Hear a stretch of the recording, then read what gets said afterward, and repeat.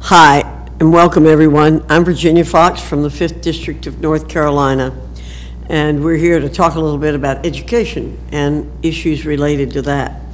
As an educator and a grandmother, I am deeply invested in seeing our students offered the highest quality education possible, and that's exactly what Republicans are fighting for. What we have seen exposed over the past 2 years is a bureaucracy first, students last mentality. It's been plaguing our nation's schools for too long. One thing this pandemic gave many parents was a window into what's been going on in traditional public schools, and parents are not happy. They're seeing special interests take priority over the interests of our students, as demonstrated through the months-long school closures. They've also seen activists who want to exploit our classrooms by pushing their own political agenda, and they've seen efforts to diminish the quality of education under the cover of equity. Parents are fed up. So am I. Parents are making their voices heard, though. They're showing up at school board meetings and pushing back against the teachers' unions, keeping their children out of school. This parent revolution is signaling a new era in education. In Congress, we're fighting to break the monopoly of traditional government schools and the totalitarian control of teachers' unions so parents can choose the best learning environment for their child. Educational freedom is powerful. Opportunity to obtain an excellent education should not be limited by zip code. We also introduced the Parents' Bill of Rights to increase transparency and accountability in K-12 schools. And we're holding the Biden administration accountable. Weaponizing the federal law enforcement apparatus to target concerned parents is appalling. It's our duty to make our education system the best that it can be.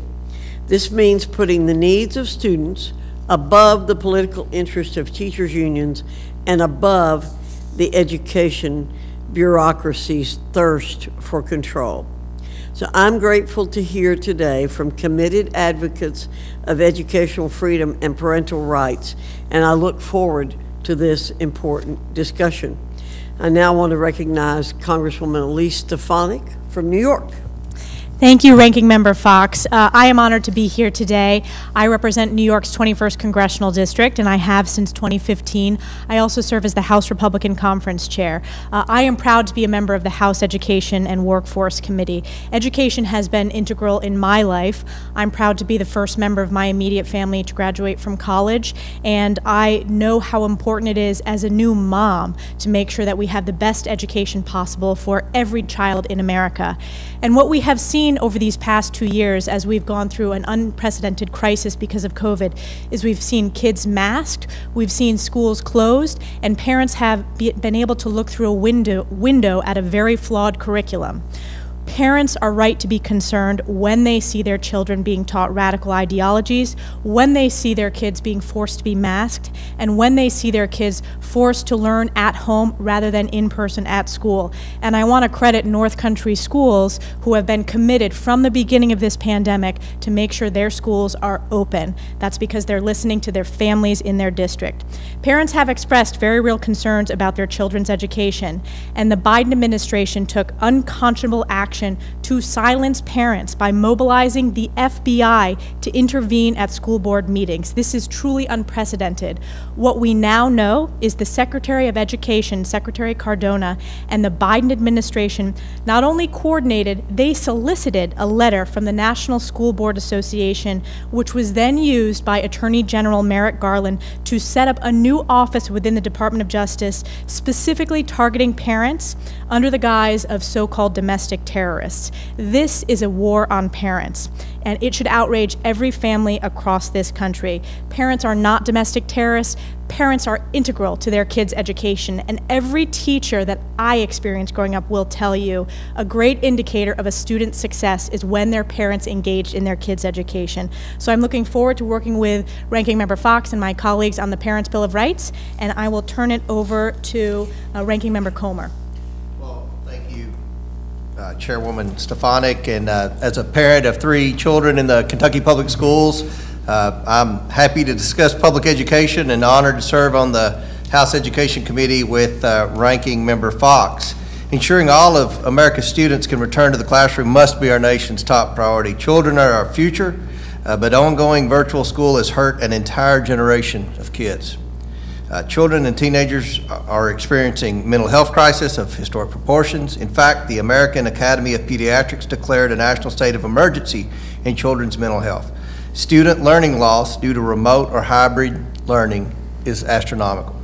Suicide attempts, going back to children's health and mental issues, have risen sharply for adolescents, especially ages 12 to 17, rising 51% from early 2019 to early 2021. We need to follow the science and reopen our schools now. But unfortunately, the Biden administration's policies put the union bosses first and America's students last. Some teachers' unions have repeatedly jeopardized American children's education and livelihoods throughout this pandemic. Even worse, the Biden administration allowed radical teachers' union to dictate the CDC school opening guidance, effectively keeping most schools closed. President Biden has repeatedly said he wants schools to remain open, but he is yet to stand up to the union bosses and advocate for America's children. Schools remain one of the safest places for children, and vaccines are widely available for anyone over the age of 5 who wants one. Additionally, $190 billion was allocated to reopen schools safely. Now, in addition to being on the House Education Committee, I serve as ranking member of the House Oversight Committee. We've requested 3 hearings from Democrats pertaining to education. On February 25th, 2021, Oversight Republicans called on Chairwoman Maloney to hold a hearing on child welfare and reopening schools, but she has refused this request for nearly a year. On March 8, 2021, Oversight Committee Republicans called for a bipartisan investigation into the effect school closures are having on children with disabilities and state and local compliance with federal special education requirements. Democrats refused that request. And on May 11, 2021, a subcommittee on the coronavirus crisis and Oversight and Reform Republican lawmakers launched a probe into improper outside influence on the CDC's school reopening guidance by the American Federation of Teachers. The Biden administration has not cooperated with our investigation. House Republicans are going to continue, especially on the Oversight Committee and Education Committee, to try to hold this administration accountable and get our kids back in schools. Great. Thank you. Representative Guthrie. Thank you very much. I'm a former member of the Education Workforce Committee under your chairmanship, and thank you for conducting this roundtable. But I'm on the Energy and Commerce Committee and the Healthcare Subcommittee ranking member. And first I want to say that I'm pleased to be here to talk about what's going on with kids not being in school based on CDC guidelines that we know the union bosses had a hand in. And I will say my hometown of Bowling Green, Kentucky, so we have 2 school systems, Bowling Green and Warren County, and we were in school every day they were allowed to be unless the governor didn't move forward. And our superintendent said, this is summer of 2020, we spent all summer getting ready for this. All of a sudden now they're delaying kids going into school, and we're prepared. And they met almost every day they were allowed, and there was, in 2020, in 2021 school year, there was no evidence of any passage of coronavirus between children because of being at school. And at the same time, in our home state, Jamie, of Louisville, the Louisville school system didn't meet almost all year, I think, until late into 2021. And I know Louisville's bigger than Bowling Green, but we have as urban schools, Bowling Green Independent is urban, is moving forward. And we met every day, and they didn't hardly meet. And the difference was Louisville's represented by a bargaining unit, and the teachers are organized. Our teachers wanted to teach, our principals wanted to lead, and our school superintendents made it available for them to move forward. So it can be done moving forward. So kind of my role is looking at the CDC guidance and making sure we're going to try to, all this confusing guidance coming forward. We have examples of people calling our office or our committee from Washington State, where you have to wear a mask in the classroom. There are teachers who do speech pathology that have to do speech pathology wearing a mask. They have children with hearing disabilities who often read lips, and they have to spell this out while wearing masks. It just doesn't make sense. I mean, that's the thing, the bottom line. We want this to make sense. We want it to work. We want people to be safe. We want people to make sure that we limit the spread. But we also have to do what's reasonable and what's right and helps our young people learn and our children learn. And that's why I'm looking forward to this roundtable. Thank you very much. Representative Banks. Thank you, Dr. Fox. Chairwoman Stefanik, Leader McCarthy for hosting this today. Look, Democrats and Joe Biden have awakened a sleeping giant. Everywhere I go in Indiana, I hear from moms and dads who are getting involved for the very first time in the political process. Because for almost 2 years, families have put up with school closures, pointless mask mandates, and divisive and political curriculum in their kids' schools, as they've watched the Democrats put their political agenda ahead of the interest of our kids. The Republican Party remains the party of parents, the party that understands that our kids come first. And as a dad of 3 girls who are in public schools, grade schools, these issues hit very close to home for me. My message to the American people today is that in spite of the disastrous year of policies that have come about from the Biden administration, from these Democrats, there is hope. And we saw that hope just this last weekend when the new governor of Virginia, his very first and second acts as governor, when he as a Republican leader took charge, his first acts were to put kids first in our schools. And that's exactly the type of leadership that Republicans are offering and promising when we take back the majority, that we will fight for our kids as well. Parents are winning. I encourage parents everywhere to get involved, show up at their school boards, reach out to superintendents, teachers, and schools, and make your voice heard, because it's making a big difference, and that's the message that we want to echo today. Representative Sparks. Thank you so much. Thank you, Ranking Member Fox, for organizing it. As a mother of 2 girls and also the former educator, I believe the state of our education is a national security issue. And I wanted to share with you some staggering statistics. I served on the State Senate on the Education Committee, and we reviewed some alarming numbers. Only 30% of our children were able to pass elementary reading, writing, and mathematics before the pandemic. Only 10% of children in Indianapolis public schools were able to pass this test. And now I talk to my colleagues, and the recent numbers that we see, we have only 3% of children in Indianapolis school that can pass some fundamental basic skills. This is alarming. This is a huge problem. How we're going to talk about is lifelong learning and attainment and all other different job and workforce development. You cannot build a house on 30% of foundation. You cannot build it on 10, but on 3%, what house is not going to crumble? So the only good thing from this pandemic, I believe, that a lot of parents realize what's happening in schools right now, and they need to be a force to work with us. So it's going to be #1 priority to Republicans to fix education, because it's the future of our children. So I really appreciate your leadership on this issue and my fellow colleagues.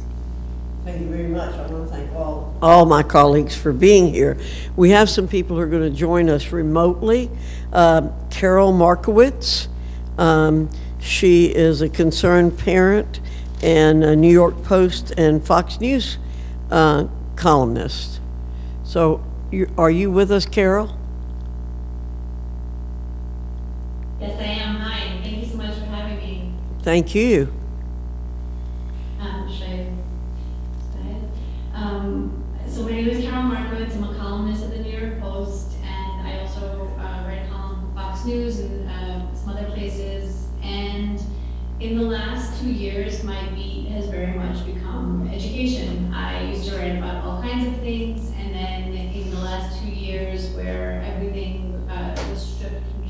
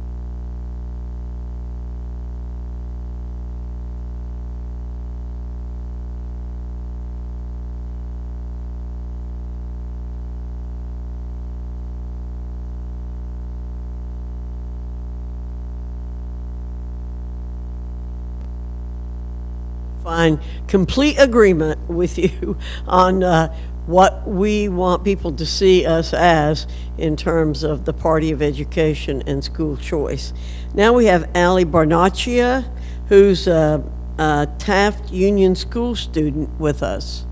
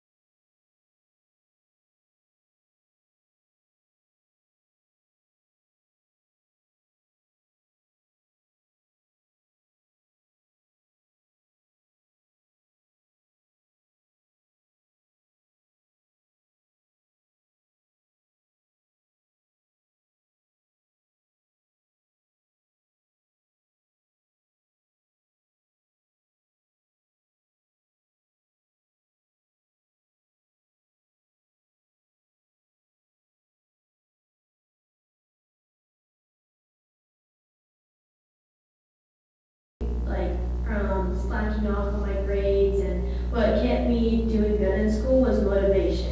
And I would say that the primary source of my motivation came from my parents, because they taught me like why it was important to work hard and the rewards you can get from it.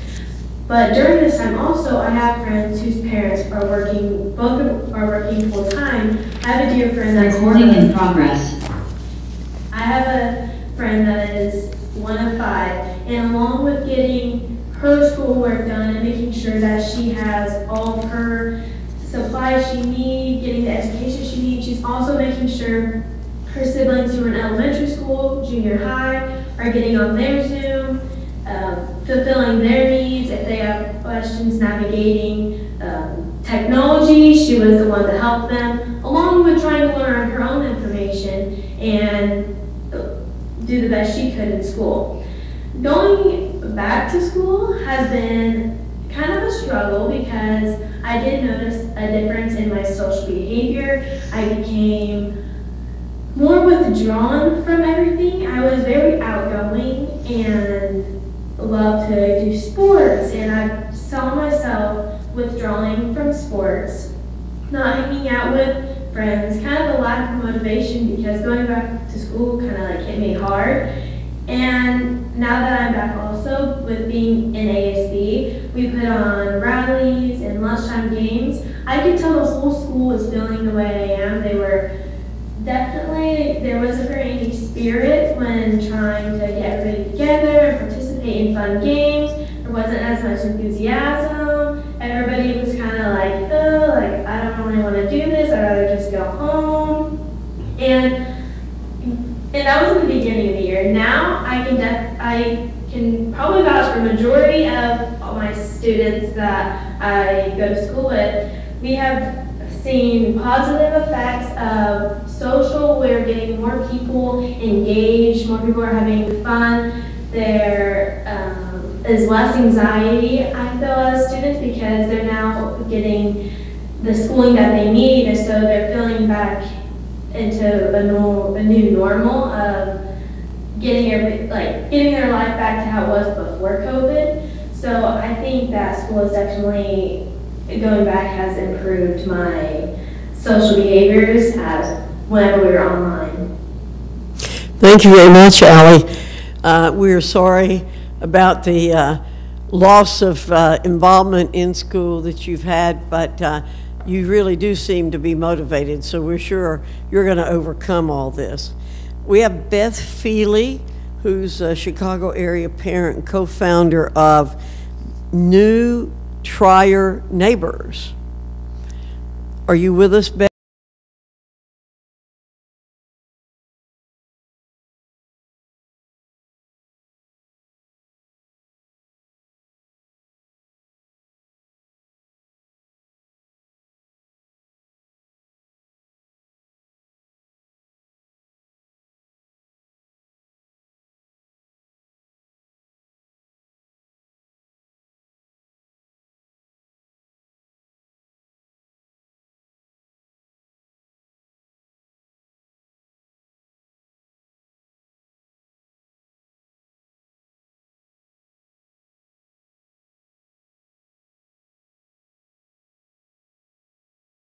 what problems students would have with online, with the learning, the virtual learning, that these kinds of things happened over and over again. We all experience them. Beth, you look like you're back.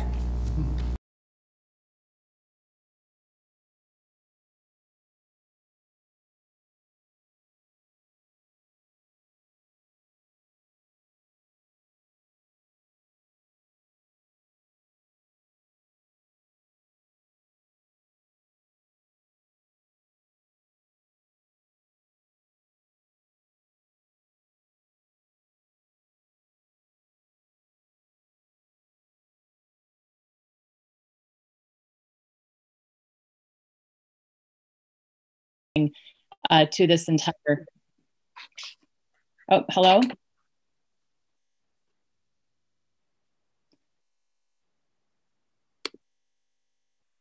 I hear you.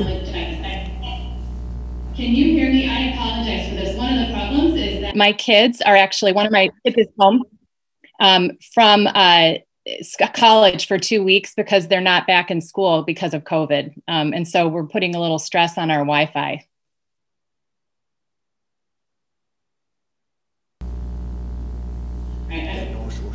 I apologize. I'm unable to tell if you can hear me. Okay, I'm going to try exiting and re-enter.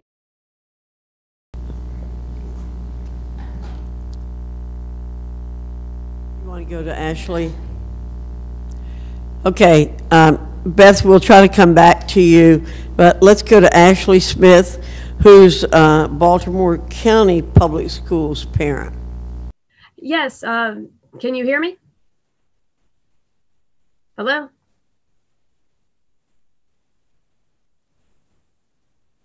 It appears the same things happened in the meeting that was happening to Beth. Can you hear me? Yes, ma'am. Okay, excellent. Okay, my name is Ashley Smith. I'm from Catonsville, Maryland. I'm a mother of 2 elementary age boys who attend Baltimore County Public Schools. I can provide a unique perspective from the point of view of a special needs parent who endured virtual learning in one of the last school districts to open in the entire country. My 9-year-old son is a non-speaking child with autism and severe developmental disabilities, and has a profound effect on his day-to-day life and education. Children like my son are largely left out of the equation. I'm here today to stand up for them and all children who are forced to endure the disastrous experiment known as virtual learning. I want to thank Congressman McCarthy for hosting this roundtable and allowing me to speak to you and the other representatives today. We need to also focus on the children that were entering school at the time that the lockdown occurred, who needed the social development that school provided. My kindergarten age son, when he entered kindergarten, he was forced to do virtual learning pretty much the entire year. And it isolated him to the point where he barely was speaking, and he never actually learned to read. Even to this day, he's now in 1st grade.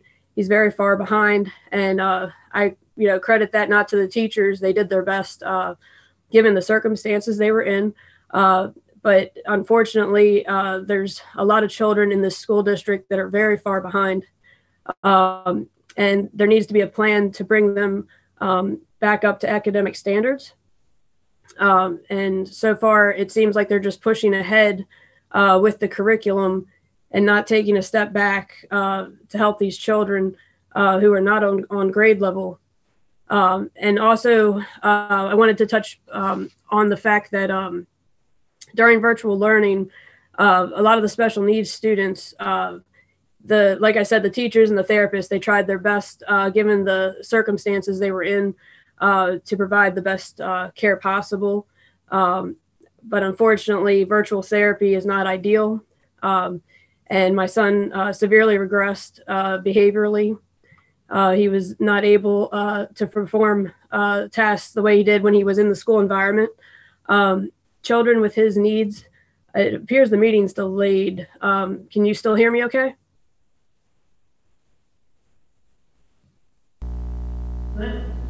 Yes. speaking, it's like the screen keeps on. I wanted to make sure that I was still being heard. Thank you so much. My son and others like him, they really need routine and structure, to thrive and to gain the skills they need, to do their day-to-day life tasks, and just to do simple things that the rest of us take for granted. And it was just very frustrating during virtual learning, seeing him regress and, not being able to go to school, which he absolutely loved school. It was one of the few things that made him happy. A few times I ever would see him really be happy is getting on the school bus. He really, really craved that structured environment that the school provided. And he also, just really loved the interaction with his teachers there. So it was very detrimental to him. And my now first grader never got that experience at all. He didn't know what in-person school was. He unfortunately, never got the social interaction that the school would have provided to give him, the skills to make friends and to socialize. And it was very detrimental for his mental health. Prior to virtual learning, he was a very kind, sweet boy. We never had any issues. Me and him had a great relationship, and all of a sudden virtual learning comes along and I'm the bad guy. I have to put him on the computer for 6 hours a day, and he's just begging me, "Mama, no, don't make me do it. I don't want to get on the computer." And it completely broke my heart, seeing him so distressed and not understanding, why can't I go to school like my big brother did? My big brother used to get on the bus. I used to see him every day, and now, why don't I get to do that? And like I said, it was just absolutely heartbreaking as a parent. And we need to make sure that this never happens again. We need to keep the kids in school. And I'll yield back. Thank you very much. The stories we've heard from the parents and from Allie are certainly very familiar to all of us from our constituents. And we've heard these stories over and over again, that these are problems. Chairwoman Stefanik, you mentioned that fortunately in your area, the schools did stay open a lot, but what are you hearing from parents in your district, and what changes need to be made now?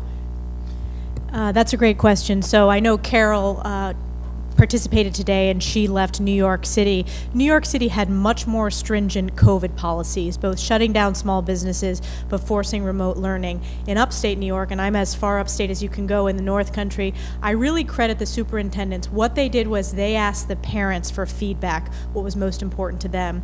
And I had a superintendent roundtable, and it was interesting. Over 90% of the parents said it was a top priority to make sure their kids were learning in schools. So that's what superintendents and frankly teachers and principals should be doing all across the nation, and that's not what we saw in New York City, but I really credit the superintendents and leaders locally in my district for making that commitment to in-person learning. So that's what I'm hearing from parents. I'm hearing from students when I see students or run into their families at the grocery store or around the district. The kids will tell me, if they have friends who have had remote learning, how absolutely challenging it is, particularly for those underserved kids who potentially have challenges at home, who potentially don't have access to broadband. That's another issue in rural America and rural New York.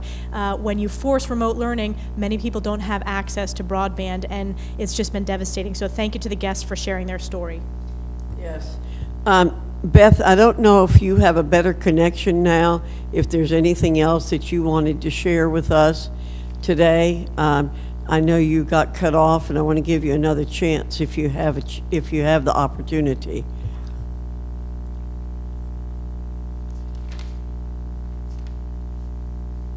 No. Okay, doesn't look like it. So we'll keep our ears open and eyes open to see whether you get back on the screen or not.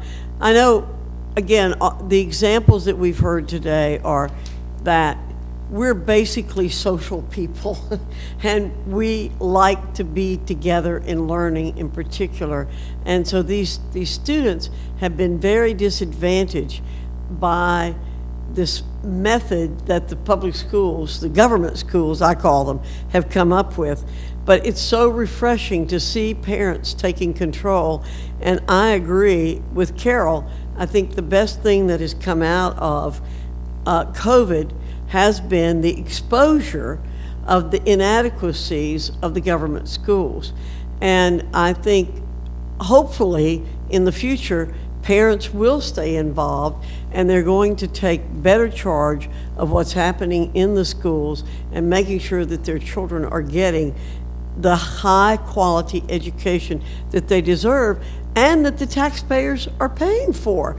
For heaven's sakes, the cost of running the schools hasn't gone down. In fact, it went way up during COVID because we appropriated so much money. But I don't know who else might want to make a comment about that, but I think that we definitely have got to see that schools are doing what they're supposed to be doing. Representative Comer. No, I absolutely agree. And where I reside in Monroe County, Kentucky, Southern Kentucky, our schools did great. They were open for the most part. My children, however, go to school in Franklin County, which is the state capital. Very active teachers union there. They were like Jefferson County. They stayed shut down for the majority of COVID.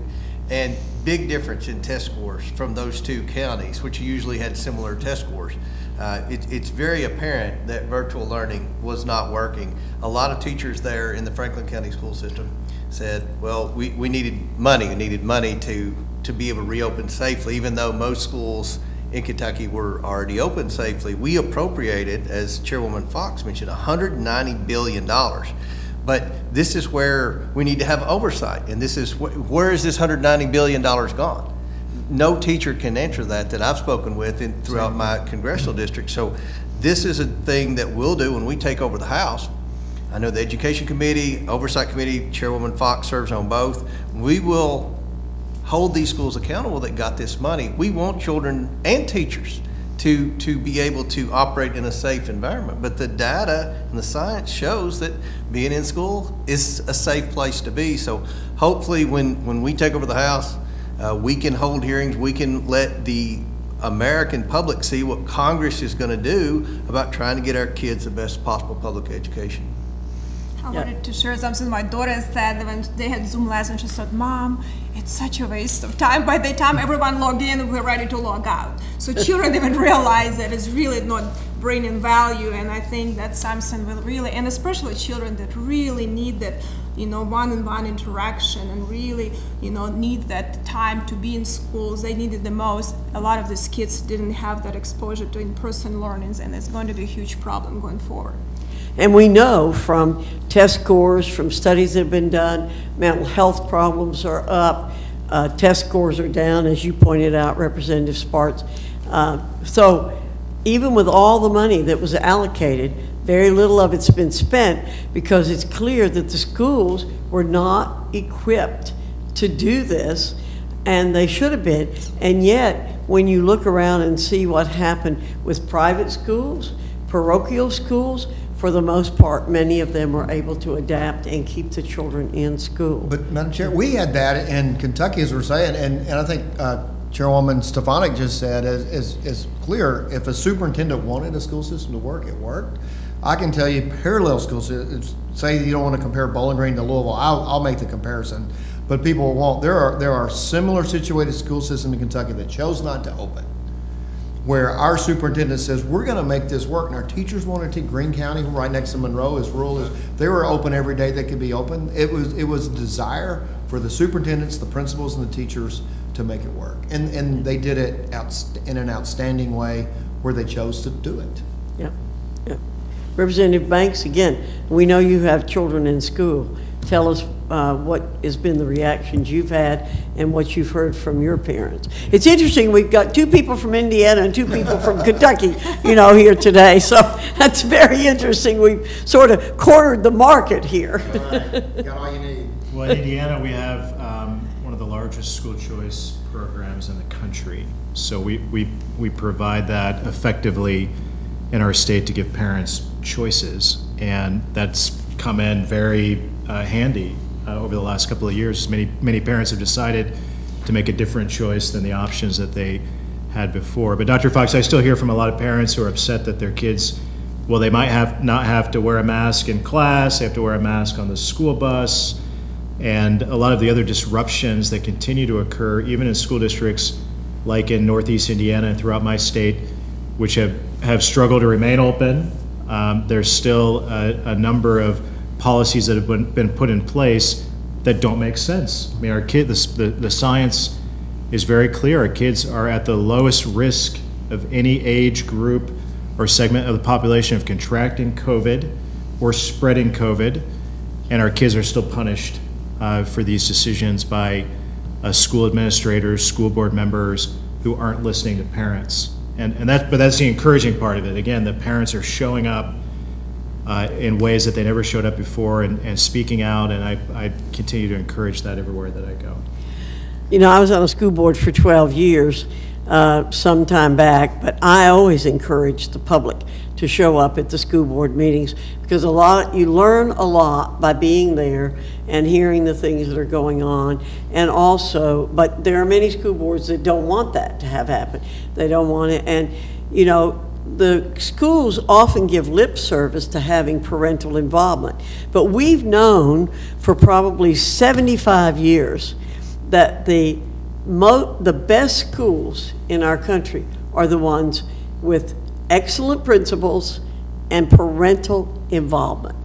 Learning increases in those schools, and yet in many school systems they don't want the parents involved because they ask too many questions, and they're, you know, it's inconvenient for them to have the parents involved. But parents are the first teachers of their children. They're the ones that know the children best, and it's really important that we have them involved. Okay.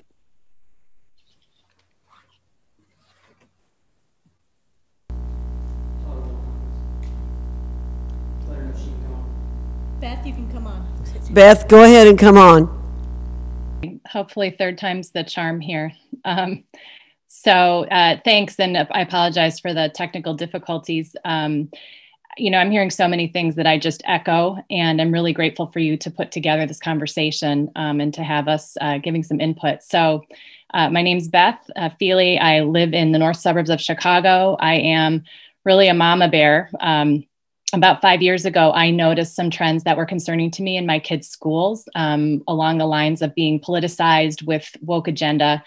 And so I co-founded this citizens group called New to Your Neighbors, and that is a way to address these issues. And as has been stated already, a lot of the issues that we had noticed became to the fore over the last 2 years with COVID, because when schools shut down, parents saw what their kids were learning. And I agree, it's really was the silver lining to this experience. As far as virtual learning, I think it was really dystopian for our family. My kids were doing class on their iPads in their bedrooms. They were lacked face-to-face interaction with teachers and students. And it was all, you know, for a virus that really largely was not affecting their age group, and nor was it spreading in schools. One of my kids won't study in their room anymore because it brings back such bad memories from that year. And my other kid, normally a really social, upbeat child, he just over the year became increasingly despondent and demotivated. You know, in between classes, he'd go sit on the couch, and, you know, he really needed to be in school, you know, walking the halls and talking with friends, because I think there's a lot of informal interaction that our kids missed out on in addition to that, the academics.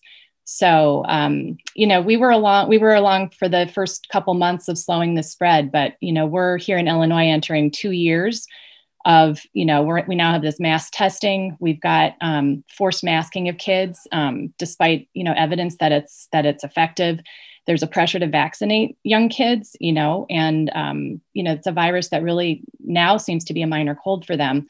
And then there's this constant threat of school closures or hybrid learning or something when there's a spike in cases. And at my son's high school, at New Trier High School, they just canceled finals because of Omicron. So there's no way to get your grade up at the end of the year. I suppose you can work it out with a teacher, but I don't think we're teaching our kids resilience when we act like that. So, overall, I think we've, this has blunted our kids' academic progress. It's conditioned them to submit to these mitigations. And it's really, I think, taught kids to be fearful and hopeless. And, in Cook County, where I live, we have had more deaths of suicide among youth than we have had COVID. And just 10 miles to my south is Chicago. And the students in the city of Chicago have suffered even worse in the Chicago public schools. It is a system where pre-COVID, only 14% of Black students were reading at grade level in 11th grade. And yet 73% of them ended up graduating. That is a really concerning statistic. And, just earlier this month, they lost yet another week of school because of a 4-day teacher union-led walkout, and it kept more than 300,000 kids out of class.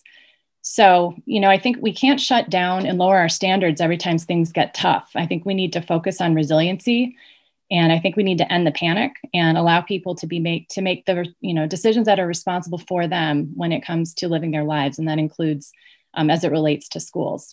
I also have a lot of experience with equity. That's actually what initially how I got into kind of this activist role. And so share your concerns about some of these influences that are overtaking education. I don't think they're healthy. They're definitely not balanced. And I think that they end up with lower quality education for all. Well, thank you very much, Beth. I'm glad we got the technical difficulties solved. We have some members of the press here with us. We have Henry Rogers with the Daily Caller, Ashley Oliver, who's with Breitbart. She's an education reporter. My understanding is these folks know their business. And Alex Nestor here with us. Do you all have questions you'd like to ask us or ask some of the folks who are on the program with us? Well, thank you guys for doing this. I think it's extremely important, and it's better than nothing, obviously, since you all are not in the majority right now, that you are doing something, and having roundtables, it's something. I don't think this issue should be political at all, but it is, unfortunately. I grew up in Northern Virginia, which is extremely liberal. They've had a disastrous time during COVID. I've done a lot of traveling this year, and I've been down in Arkansas and North Carolina, South Carolina, and they've been handling things, a lot differently. I guess my question for you all is, how do you all plan on passing anything, or have you had talks with any of your Democrat colleagues about this issue? Because it shouldn't be political. I mean, it's just the science doesn't make sense for it to be political. Kids should be in school. We just heard from a number of people who have kids who have suffered terribly from this. So, I mean, do you think that there's anyone on that side of the aisle who would be willing to sit down and work with you on this? Well, I have not had a chance to speak to any of our Democrat colleagues on this issue. However, you're exactly right. This should not be a political issue. The education of children should be something we all care about. The Parents' Bill of Rights, is composed of principles that absolutely every person we believe in the United States should believe in. But unfortunately, everything around here does get made political, and nothing more so than education sometimes. But we agree with you. Shouldn't be political. The parents should have the right for all of these things we've listed in the Parents' Bill of Rights, and we welcome the Democrats to join us in passing that. But I'll allow my colleagues to make comments. I would say I agree with what Ranking Member Fox said, but I do think it's interesting to look at the state of Virginia. It wasn't just Republican voters that elected Glenn Youngkin. It was Republican, Democrats, and independents. And I would make a divide between elected Democrats in office versus Democratic voters across the country. This is an issue that we win on. I hear from people of all political affiliations in my district who want their kids back in school. And totally, and to that point, and that's what I was going to be my follow-up is I mean, do you have to wait until this next election for anything to get done? Because I mean, we have a long time before then, essentially, and kids are suffering every single day. So are we going to have to wait until 22? Because I think that will be the issue that gets Republicans back in the House majority. But do you think you'll have to wait till then? Well, let me point out to you, these parents are showing us, no, we don't have to wait. At the local level, there's nothing to stop people from making demands. Chairman Banks. Thank you, Dr. Fox. It shouldn't be political, but it is political. And you recognize that the nation's largest teachers union, the American Federation of Teachers, has increased its political spending 400% since 2008, from $3.7 million to nearly $20 million in 2020. And 99% of those dollars went to support Democrat candidates for office. You realize how political this has become. And fueled by the left, the teachers union pushing a left-wing agenda, whether it's teaching anti-Americanism and far-left ideologies in our schools or advancing the Democrats' COVID agenda. They've hijacked our schools, they've hijacked our kids' education for their political cause. But to the point of this conversation today, the American people see it. They see it for what it is, and people who were never political before are becoming political. They're getting involved, they're speaking out. And while I wish we didn't have to wait until the next election, it's clear that this is part of the Democrats' design, and it's going to take winning back the House majority to do something about it. Alex, it looks like you have a microphone in your hand, and you might want to ask a question. I do, and that actually led in very well to my question, and that is what can be done about teachers' unions? I mean, elections are very important, clearly, but you have teachers' unions who for the past 2 years have been making such lengthy, lists of demands, from being front in line to receiving the vaccine, spending millions on PPE and whatnot in the classrooms, the radical progressive ideology in the classroom. What can be done to stop teachers' unions who are not elected? Representative Sparks, did you want to speak to this or to the last question? I can speak to both. I think, this is an issue that's important for all of us, Republicans and Democrats. And, I spoke to some of my Democrat colleagues, and some of them agree with me on a personal level that we have to deal with this issue. We have issues in their district that affect their children as much as children in my district. But unfortunately, under current Democrat leadership and Speaker Pelosi, that's not going to be an issue because it's all politicized. Education, healthcare, probably two most politicized issues I've ever experienced in my life. And I think this issue should be dealt at the state level at this point. I think we could be also a mechanism to collaborate with the states and local governments, but it's not going to happen under the current leadership. And it's not going to happen, on the leadership also of the union. There are a lot of good teachers that we need to engage with that could be our allies as much as the parents, because they want to do some things, they dedicate lives, and we shouldn't be anti-teachers. But leadership and a lot of these unions, and if there are some good people in leadership who want to work with it, let's work with them. Let's, talk about this is an issue that it is going to, destroy our country. I mean, literally, if we don't deal with that. 30% of our children are eligible to go in the military. This is another staggering statistic. This is, if we want to continue to be world power with opportunities from every child to pursue happiness, we have to fix these fundamentals and go back to fundamentals and find a life from all of the sides. But it's not going to happen, I hate to say, under the current leadership in the House. And as a Republicans, if we win, I think we win, we should take leadership on this issue. Representative Comer.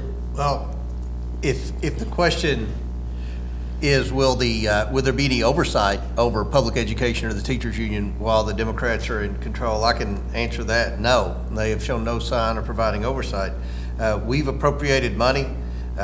There's a lot of questions as to where that money was spent, if it's even been spent.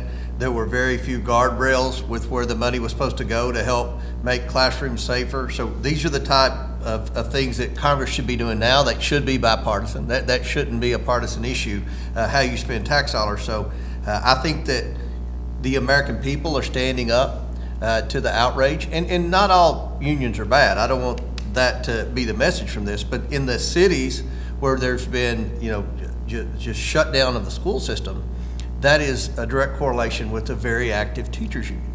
and there's no comparison between the education a child receives in class versus virtually. And we've seen with this committee hearing the technology challenges in rural America. My district's overwhelmingly rural. These kids weren't even able to download their homework assignments because they didn't have internet. They didn't have high-speed internet. And they said, well, go to a McDonald's. Well, a lot of these counties don't have McDonald's. The Farm Bureau offices stepped up, and it was just it was a disaster. So I think the American people, as Chairwoman Fox has said, they're standing up. They're letting their voices be heard. And I think the Democrats in Congress will eventually get that message. Now, will they get it before the November election? I don't know. But that's going to be a big issue in this election, this midterm. Ashley, now I think you have the mic. Yes, so you have a question you'd like to ask? Yes. Can you hear me okay? Thank you for having this. So I just wanted to get your take. Taking Virginia, for instance, you've got a couple blue counties like Arlington and Richmond that are saying that they're going to defy Governor Youngkin and continue with the mandates, specifically the mask mandates. There's probably some other things in there that they're going to do as well. But you have Arlington saying that the health supports them continuing to have these mandates in place. You had White House Press Secretary Jeff Stefanik come out and praise Arlington County Public Schools for standing up against the governor. If you could kind of face them directly and give them a counterpoint and kind of respond to what they're arguing and what they're saying about how they're going to defy the governor, what would your message to them be? Because there might be similar occurrences happening in your states, across the country. Representative Guthrie, you want to respond to that? Yeah, I think you just look at the science with it, and it seems like people are mandating masks and to be wearing a mask. I will tell you, in my community, I went to a school the other day to give an appointment to a kid who's going to go to a young man is going to go to West Point, and it was some teachers had masks on, a lot of the students didn't, and like I said, they're not having spread. And when I was saying that my school systems were open, this was August of 2020, before there were vaccines, before there were a lot of the therapeutics that we have, and a lot of what we know now, and the money that we've spent. Because now we spend all this money and schools still aren't open. I mean, I don't understand Virginia law, but I think if it's a state law or that the governor has the authority to do that, I don't know how they can defy them, but that's hopefully something they can rectify in Virginia.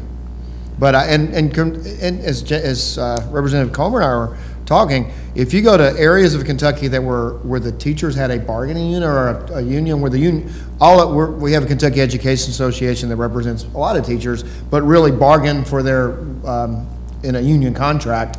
Those are the ones that were shut down. And the ones where the superintendents wanted to make it work and the teachers wanted to teach, so they wanted young people to teach.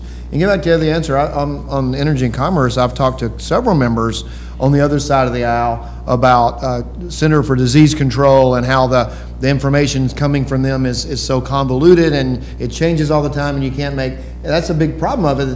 Where is science? Because it seems to change every other day from them, and we're trying to, would love to have hearings on that, but I'm not sure the higher leadership of the Democratic Party is going to be able to allow that to happen until we take control, hopefully in 2023. I guess it'll be 2023 when we actually take the gavels and call them on the carpet to answer for some of these decisions, because it's not just infectious in cases, as you said, it's almost like a cold to younger people. It's all the other things, not being able to get your speech pathology, and that's all health related. And so we want to look at the whole problems that have come from this. And it all seems to be, in blue counties and blue areas, it's all about, are you wearing masks or you're not wearing masks, are you showing your vaccine card or you're not? At the same time, we're losing a year or two, a generation of students. Carol, I understand you wanted to speak up. Please go ahead. We're connecting you now. Is that me? I didn't raise my hand or anything, but I like what you were all saying. I would say that my only kind of thought / concern is that in a lot of cases, obviously Republicans, conservatives revert to, we should have a more localized control, like superintendents, etc. But I would say that the most localized control is the family, and the family should decide for themselves whether or not to have masking of their children. And so I get the impulse to bring it to the most local level possible. But I really do think the individual is the most local we can get in this case. And, you know, you have situations like in New York, for example, where Governor Hochul imposed mask mandates on the whole state, and there's no exceptions, and the individual superintendents can't make their own rules. And I think instead of pushing for the local school districts to decide, it really should be the parents. Well, we know, again, that there are wide variations in how the states are handling this, how the governors are handling it. And in many ways, we have to step back right now and say we have to honor that, because Republicans have always believed in local control for education. The word education is not in the Constitution. However, we want to inject where we can. Over the years, Democrats have put in tremendous numbers of rules and regulations for the money that has been given out from taxpayers at the federal level. So we want to have a better balance of what's happening. But as we've heard from people all day today, this whole session, is parents will vote with their feet. They will leave. We know lots of people who've left New York City and gone to southern states where they have the freedom to do the things that they want to do. And I think we'll continue to see that. And it's going to take the people to make changes to force them. And as Representative Comer said, eventually we believe and we hope that Democrats will come to grips with this movement. How long it will take is another issue. So I think we've hit our time frame, and so I'm going to thank everybody who was on Zoom. We appreciate you coming on. We appreciate the members of the press being here, and all of my colleagues for making such excellent comments on this issue. It is not going away. We don't want parents to go away. We want them to stay involved. We want an education system in this country that is worthy of the people of the country, and that is one that it's not a national system, but in every locality it should be very, very high quality. Our students